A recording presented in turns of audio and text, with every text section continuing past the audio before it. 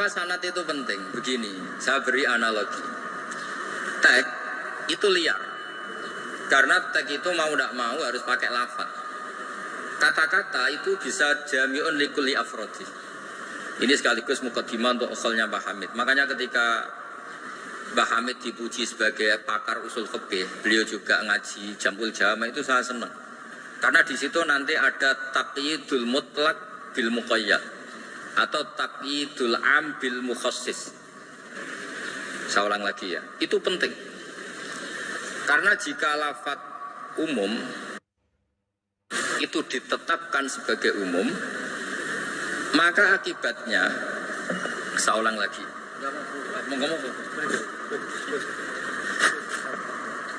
Ya, saya teruskan ya.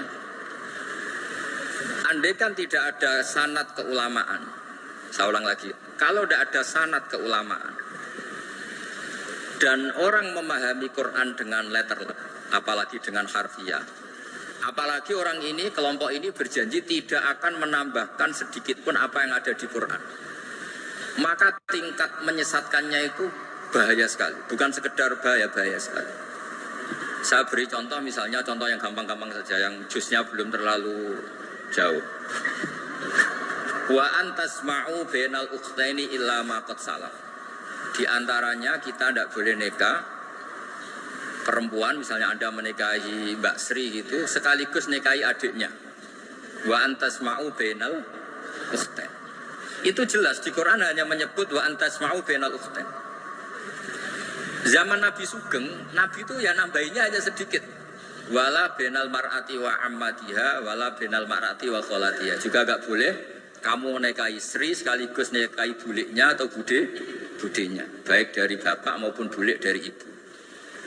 Berarti yang disebut Quran hanya bainal ukhtain, yang disebut hadis hanya bainal mar'ati wa ammatiha wa kholatiha, hanya dua orang, dua kelompok.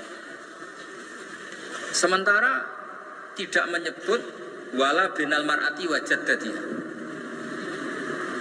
Kemudian orang-orang fikih yang muktabar semuanya sepakat tidak boleh nikahi perempuan dan orang yang ada hubungan mahram. Jika ada kaidah dua perempuan yang andai kan salah satu itu lelaki kok tidak boleh nikah, maka tidak boleh dinikahi satu lelaki fi nikahin wahid. Artinya kalau ada orang kampanye hanya megang Quran tidak lebih tidak kurang, berarti dia hanya mengharamkan al-jam'u bainal ukhtain.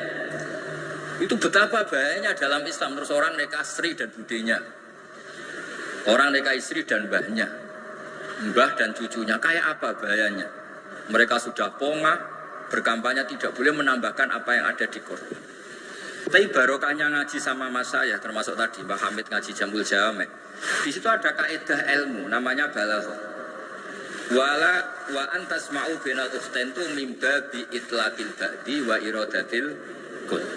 Jadi atau itlaqul juz wa iradatil kul. Yang disebut hanya sebagian, tapi yang dimaksud semua perempuan yang ada hubungan mahram itu tidak boleh dinikahi fi waqtin wahid.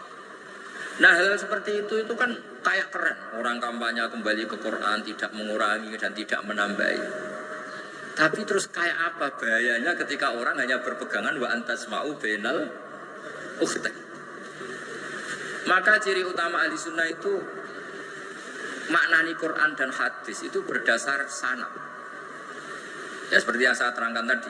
Kalau saya misalnya saya ngaji Mbah Mun ngaji Mbah Karim ngaji Syekhona Khalil, Mbah Hamid ngaji Mbah Dimyati, Termas Mbah Dimyati ngaji Mbah Mahfud ngaji Sayyid Abi Bakar Sato, Sohibul Yana, beliau ngaji Sayyid Zaini Dahlan. Atau di sini keluarga besar Basidik, kalau pakai buyut-buyut misalnya Basidik ngaji Syekhona Khalil, ketemu di Sayyid Zaini Dahlan terus sampai Syekh Utsman Ad-Dimyati sampai Rasulullah Shallallahu Alaihi Wasallam.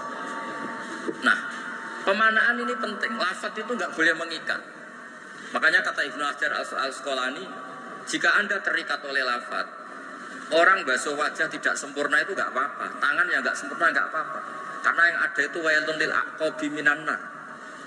Basuh polok yang tidak sempurna diancam Nabi itu neraka, tapi Nabi tidak ngendikan wailun lil yad minan nar, wailun lil wajhi minan nar. Nah ini kalau di usul fikih disebut mimba biwaqi'ati ainin, karena yang wudu itu salahnya dibasuh